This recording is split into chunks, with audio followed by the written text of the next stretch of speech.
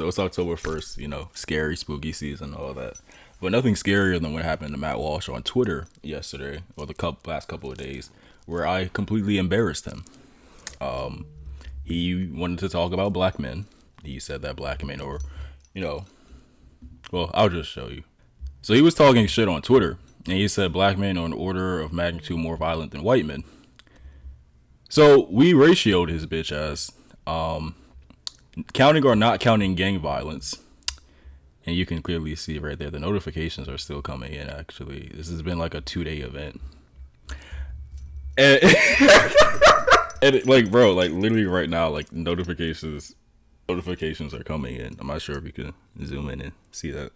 You can see the noties coming in, And this is the thing that gets me. Your man's got hit on a white campus by a white conservative boy. Why are you talking about black people? Like, do you guys not have enough issues in your own community? You feel what I'm saying? It's like they can't help but project.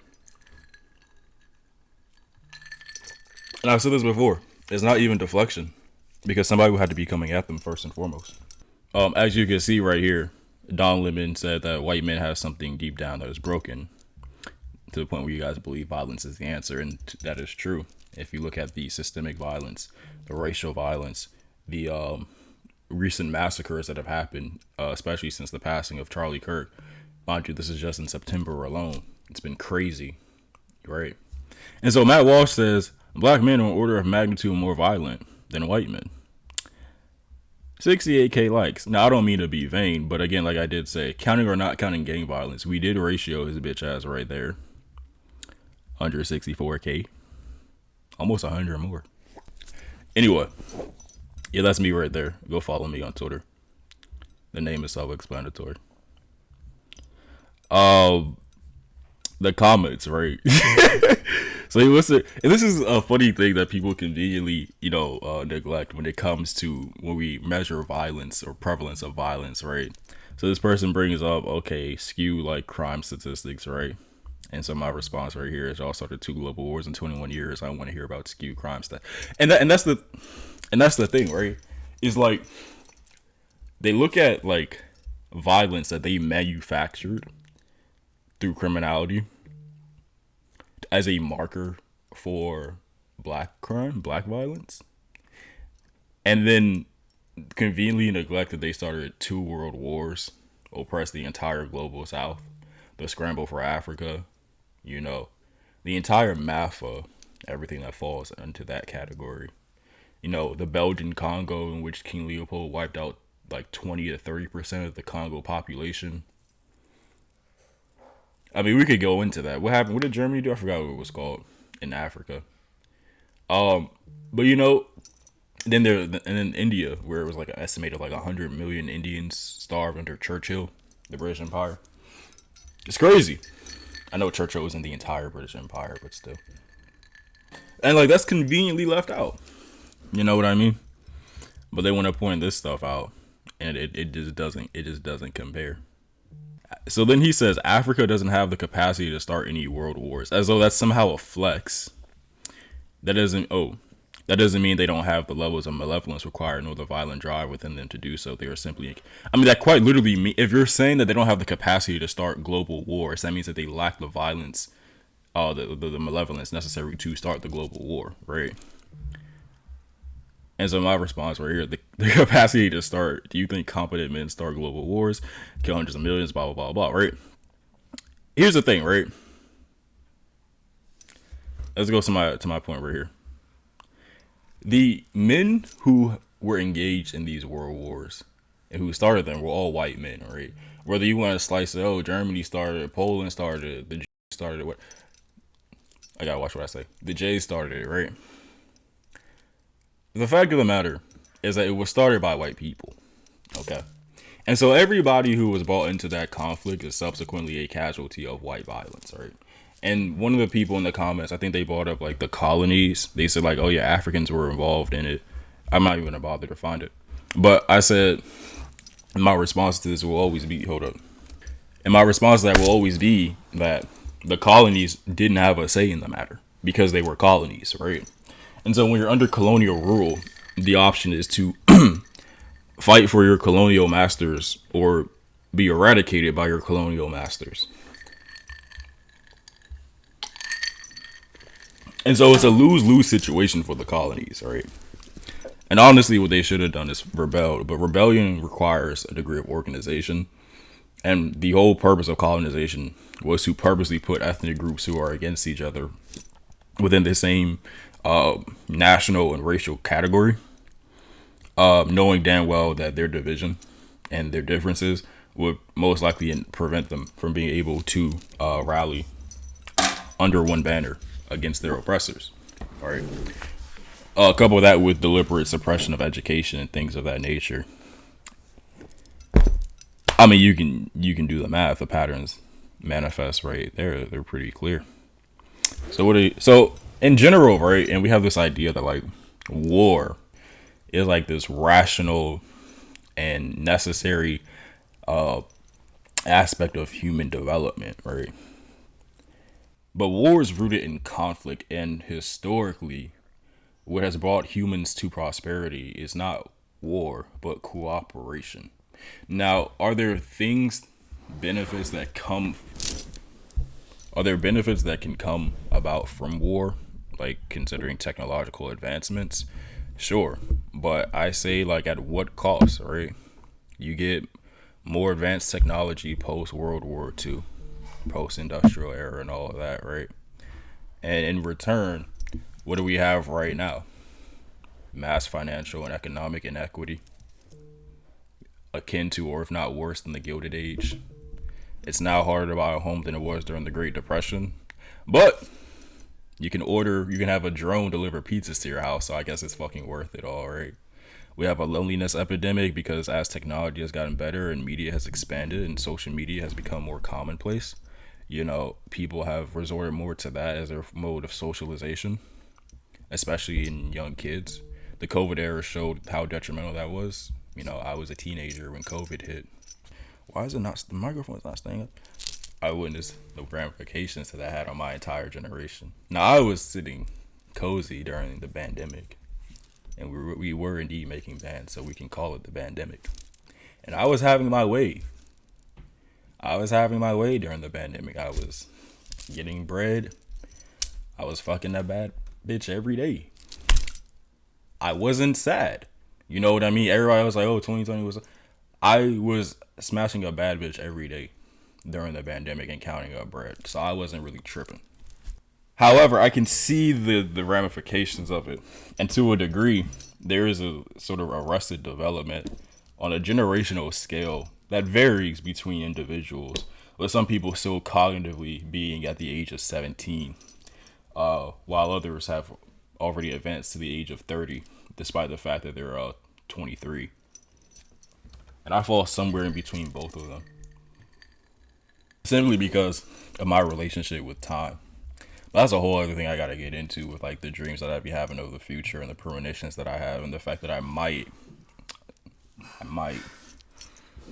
have a degree of clairvoyance and future sight, precognition, I should say, because I can see the bullshit coming, which is part of the reason why I was you were on my TikTok in 2024. You saw, which none of you were, by the way. At least most of you weren't.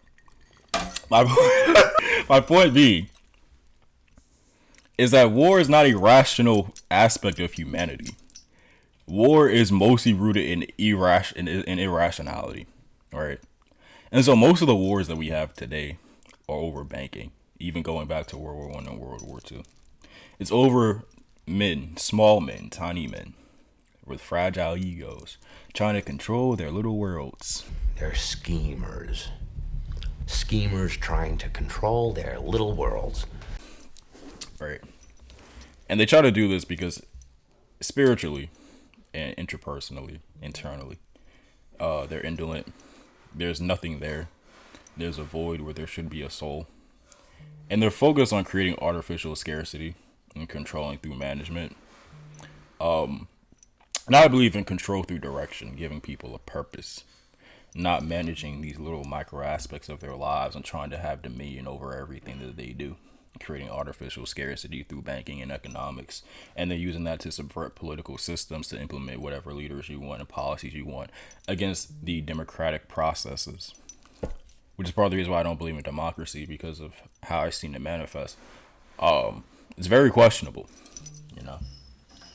But my point is that the psycho-spiritual aspect of war is inherently an emotional series of events. Which is why I detest the notion that men are somehow more rational than women. I don't think that women are more rational than men. Do not get me wrong, but like if you look at everything that is happening on the globe, right? Every atrocity is a result of men who are emotional, of men who are being irrational, of men who are being incompetent. Pol Pot, of course, World War II, the slave trade, and then right down to the psychology of racism, the social psychology of racism. Well, you have to believe in your mind that because someone's skin color is a different complexion than you, then fundamentally they are a different, like, human. They're a different creature altogether. Mind you, this idea is spurred about from a people who are essentially a mutation. And I'm not even trying to be rude. I'm just stating the science. So you think that there's a correlation between like skin color and like everything else, right? Like literally every other aspect of your humanity, without any sort of data to prove that. And all they do is refer to like 1800s race science and phrenology to prove a point that's been debunked on a multitude of occasions, right? And this is why they hate the education system and why they hate college and why they, they always like go to college campuses, like our late great friend here, who would go to college campuses and debate kids on why college is irrelevant and you don't need college. Whole time he had to drop out of community college and he didn't get accepted to, what was it? It was West Point. And he didn't get accepted into West Point. He had to drop out of community college. Then he goes on college campuses proliferating the narrative that college is useless. It's just classic projection. And this is a story, was it the case of sour grapes? It's like this, let me go to, I used to love these like parables and stories growing up. It was a fox, right. So a fox is unable to reach the grapes. He dismisses them as sour to save face, illustrating how people do value what they cannot attain. That is literally what the entire Republican base is and what he in particular did, right? And there is like a broader sociological reason behind this, right? Which is and I'm not excusing or shifting blame, but the feminization of like the education system, right? In the sense that the education system is designed 100% for females. Like, young men, especially like young energetic boys, are expected to sit down, be quiet, and write for like 8 hours a day, right? And do math and not do anything with the natural energy that they have coursing through their veins, right? The subjects, I think, are oftentimes catered to women. I don't want to say that like the philosophies themselves are, but the subjects often are. Things that like are traditionally male oriented are discouraged and then becoming increasingly more taboo, especially with the recent purges in education, the suppression of history, which again a lot of conservative and right wing political apparatuses are contributing to. But also because boys learn through movement a lot of times, right?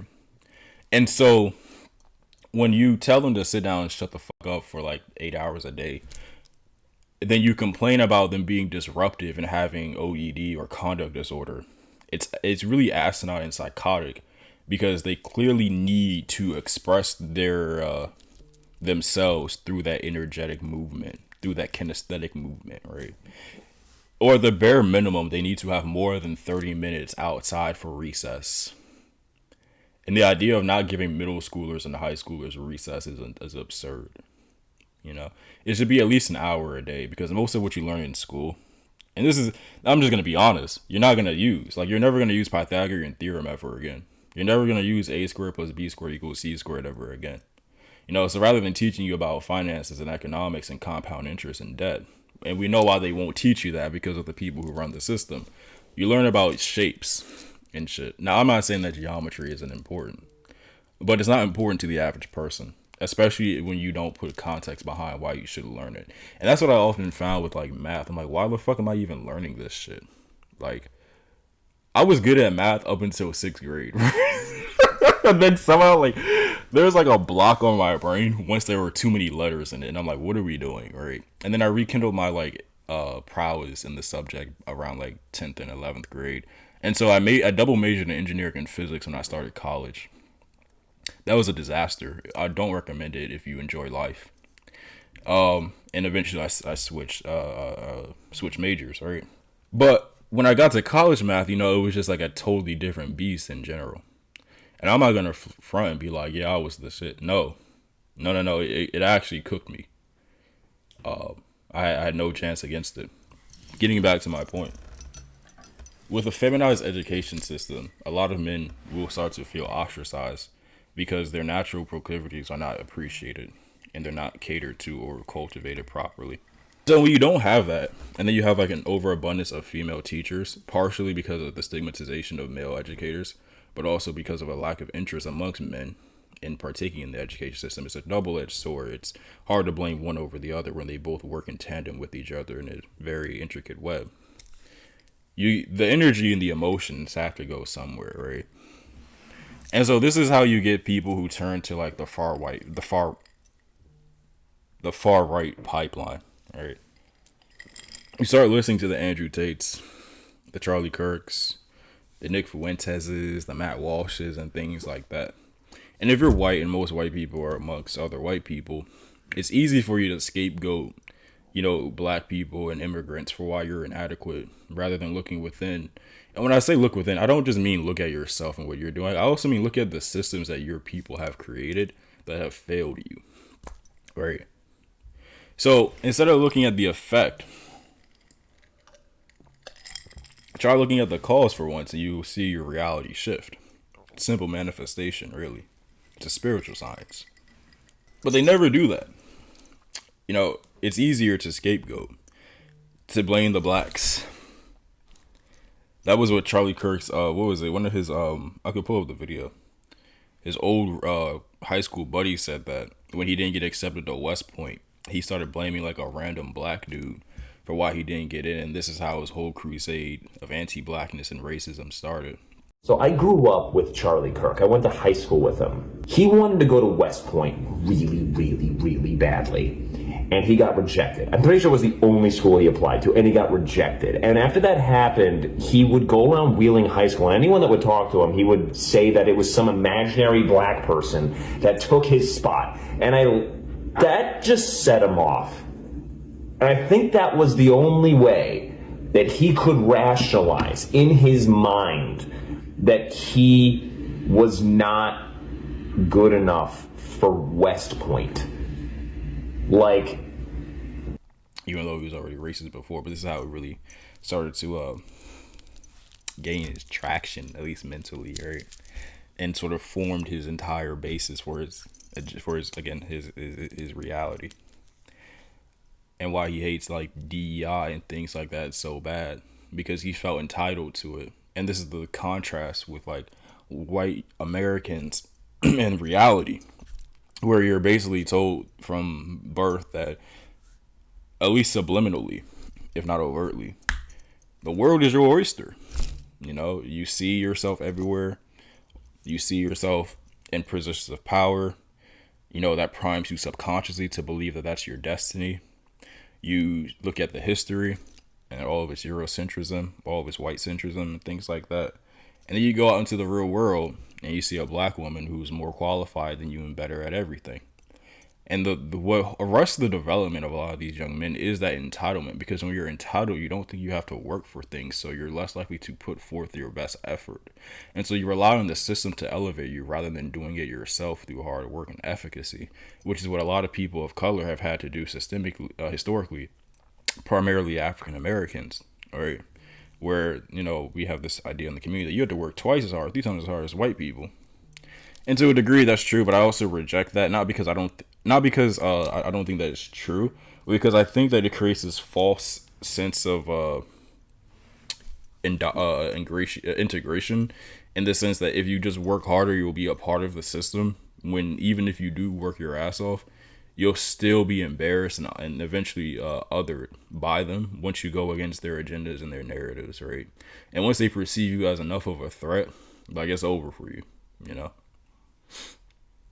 So yeah, you do have to put forth more of an effort, and this is why I've always valued intelligence, and why it's been like the most salient value of my growing up, because of the stereotype and the stigma and the perception, and I am acutely aware of that. However, the fact of the matter still, where was I going? The fact of the matter still remains, right? Which is that I never put forth a lot of effort into an endeavor, unless I knew for certain that it was what I wanted to do, right? And so that's one of the reasons why I never cared about integration into the broader, like, human context, because of the Eurocentrism and things like that. I'm like, I'm not gonna, like, act. And this is the thing: white people want you to act like a puppy or a dog, right? And I would see black people, especially like in corporate settings, who do this stuff, and they put on the fake smiles and everything like that, and the fake personalities, the masking, and it actually disgusted me, right? Because I'm like, I don't care about these people, you know. God's plan for me does not involve LinkedIn at all. And I see you guys, like, saying, oh, you gotta dress like this, you gotta act like this, you gotta change your behavior, your attitude to conform to white society. Yeah, hell no. I'd rather live authentically, you know, without the same degree of material success, than live in abundance and betray myself. That doesn't mean that everywhere I go, I'm going to try to, like, whip my out and oppress everybody, right?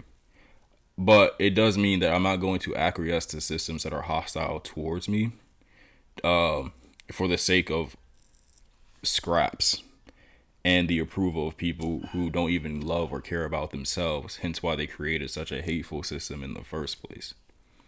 You see what I'm saying? So if they don't know themselves, they never try to get to know themselves, because they're also masking to meet the needs of people who are also masking.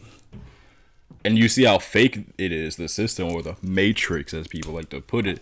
Why the fuck would I want to be a part of that when I can already see the patterns and the truth of it?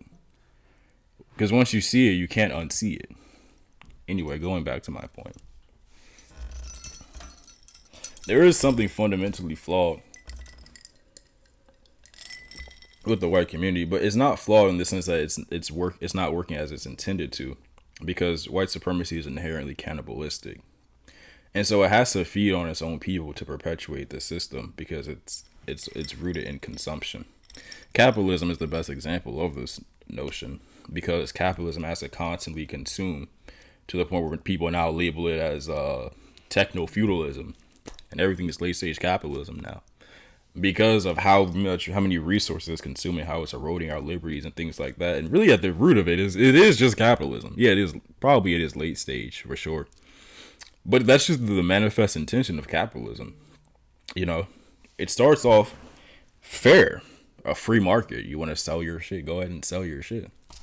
Then you start getting monopolies. Then you need to implement legislation to counter the monopolies. But then the system adapts. So then they're like, okay, how about we lobby more? How about we get into the government more, right? You got business owners who have special interests in certain industries or groups that have more allegiance to those agendas than to the national ethos. And so they sacrifice the sanctity of the country for profit. And we suffer for this. And then it's encouraged to keep doing this. And I have a friend who's like a big fan of PBD, and recently he and I had a discussion, and he asked for my insights onto why I don't like PBD and capitalists in general. And it's like the lack of scruples. You're willing to sell pretty much anything for income, which is just paper, but the economy is fake anyway, and none of it is real. You know? Like not only is it not real in the sense that it's just paper, but it's not real in the sense that there's more debt in the world than there is actual money. So what does that tell you? It means that you can never pay back any of the debt in its totality, because the debt is artificially created. Like there's actually no way to like measure it. Like you can't tangibly hold it. And just because you can't hold it doesn't mean, or you can't touch it doesn't mean that it's not real. But the idea is made up. Like, now you owe me money, right? What if I just shoot you? Okay, now I don't owe you anything. You see what I'm saying? So it's a man-made construct, and it's rooted in like this spiritual and like the concept of like soul traps, of spiritual decay, where they create artificial scarcity because they create a system that's rooted in not having rather than having, which is actually psychotic. Because how do you have a system that's debt based? How do you have a system that's rooted in not having? Right? Now I get it, you know, profit based, you have to generate more, and that's the problem right then and right there, right? You have to generate more income than you spend. But there's the greed aspect, because, and this is the thing that they said about communism in school, that's actually a projection of capitalism. They said that communism doesn't take into account human nature, but actually it's capitalism that doesn't. Because capitalism is where the greed kicks in. You could just keep on racking up dollars and dollars and dollars and dollars, right? And translating this to like young men, and I remember when I first started to see this pipeline, I think the first time I encountered it was probably like 2014, 2015, right? When it really started to pick up in like 2019, 2020, right? Where the manosphere and the red pill shit started to kick off.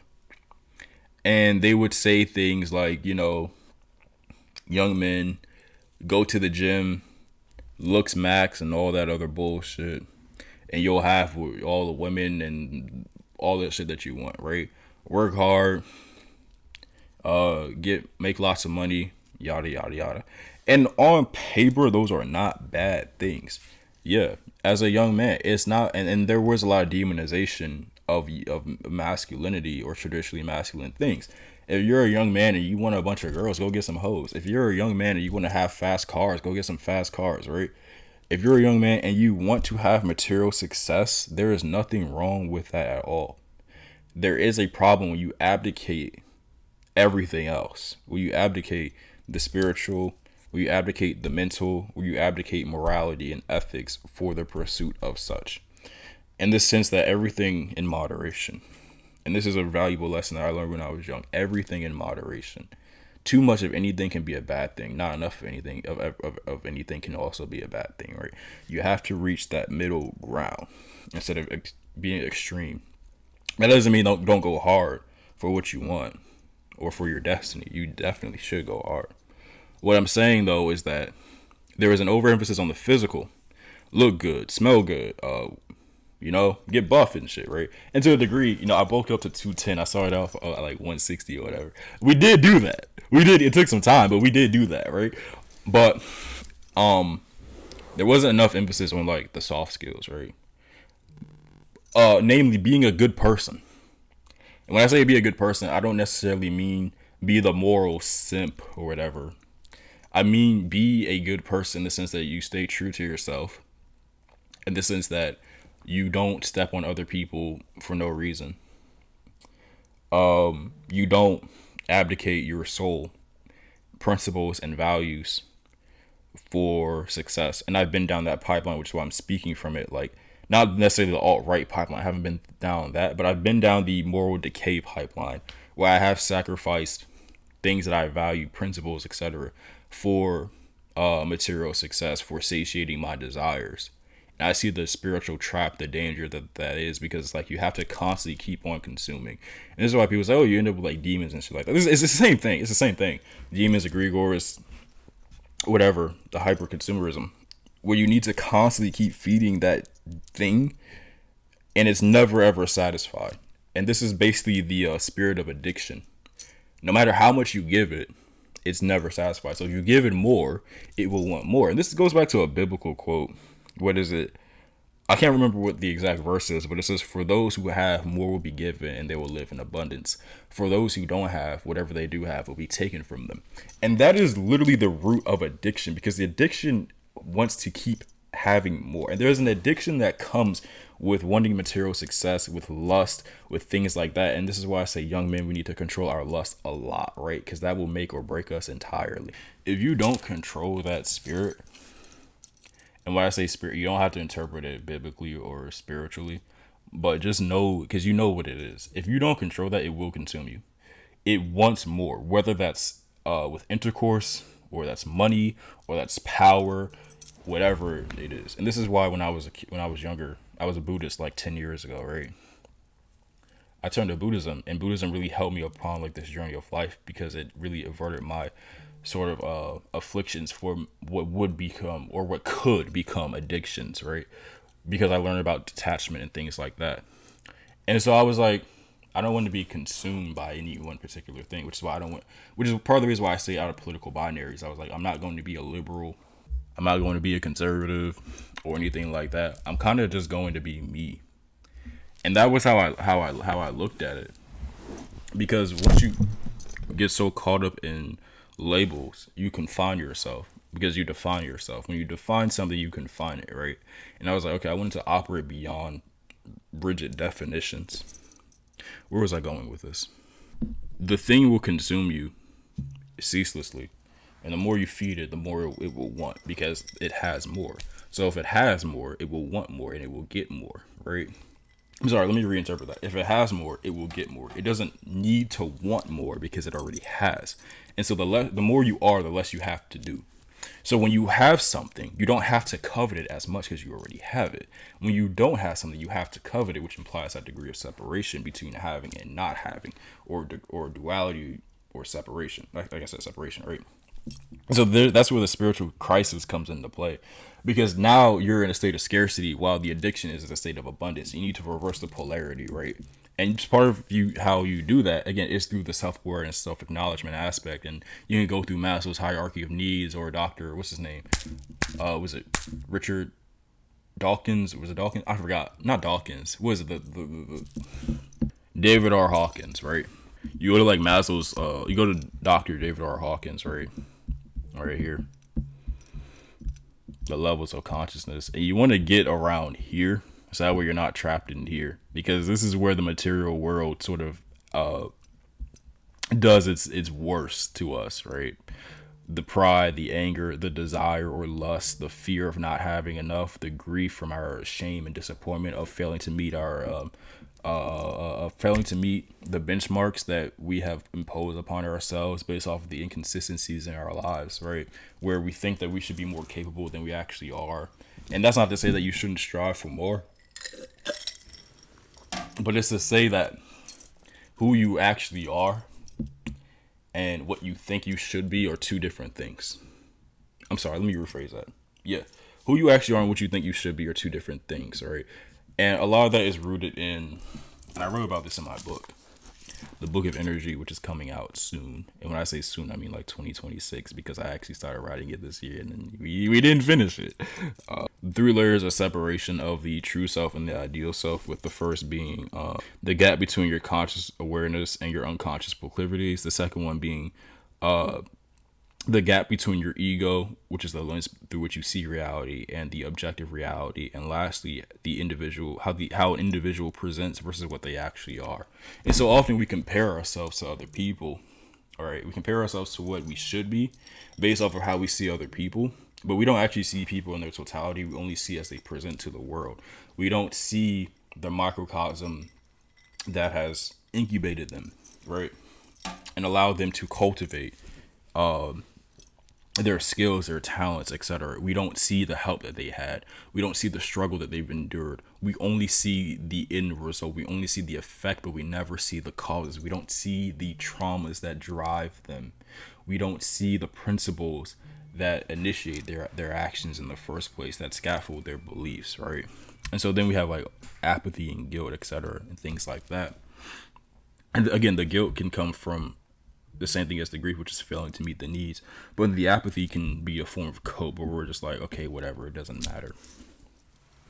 Or the what was I about to say? Just the indifference to the lives of other people. And lastly is shame, which is mortification of the self. Whereas full consciousness is the realization and alignment with the self and the broader reality in the universe and the mind and all of that stuff, right? You can interpret it however you want. Labels change when truth remains. But everything in like here, from like the red to the orange to the yellow, is the material world. But see, you start to break past that once you get to courage, willingness, acceptance, and things like that, where you can. And this is where I say that we have a masculinity crisis, but it's not in the way that people think. The masculinity crisis is in the lack of courage, the lack of people willing. I think a lot of people get stuck here because courage isn't about not having fear. It's about having fear and still progressing regardless, and still doing what needs to be done for the greater good. And we don't have enough of that. We see that a lot in our federal government where people capitulate to evil. And I believe the holy text says to speak against evil and fear no man. And yet we see a lot of people fearing men and not speaking against evil, i.e. the files and things like that, or what's going on in the Middle East.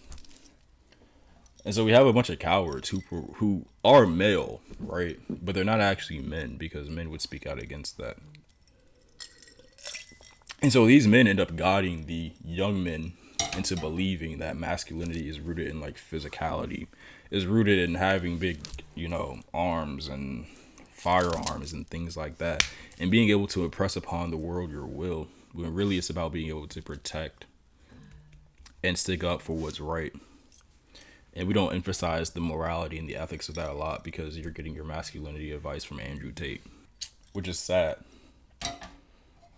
And I think that, again, the idea of like that we have a masculinity is rooted in the Eurocentric standards, which is, of course, sourced from the idea that domination equals supremacy.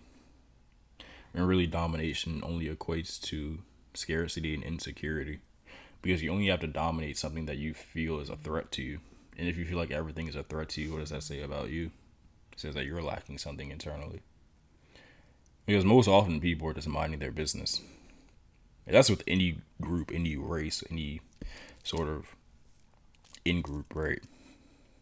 And so if you see those people as a threat, it says that something internally is lacking. Potential weakness.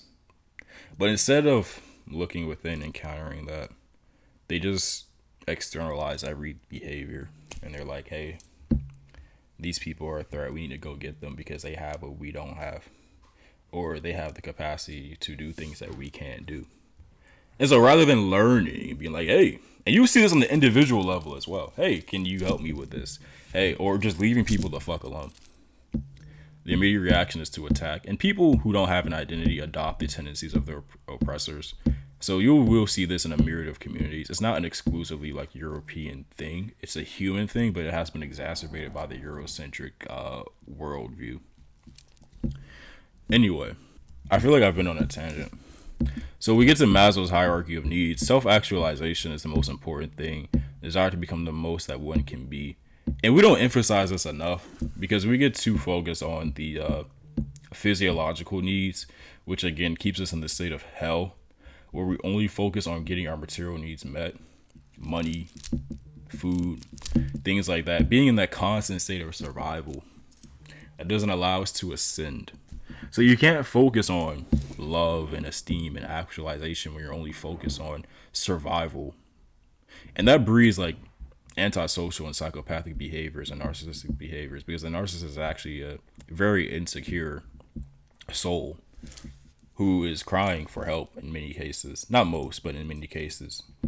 Crying for belonging and acceptance in a world that is increasingly hollow and cold and isn't receptive to the cries.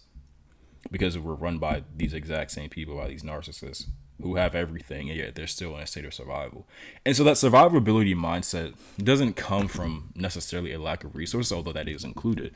It comes from a spiritual void. And that's really the main issue. Maybe I've been talking for too long, so I'm going to shut my bitch ass up and get off.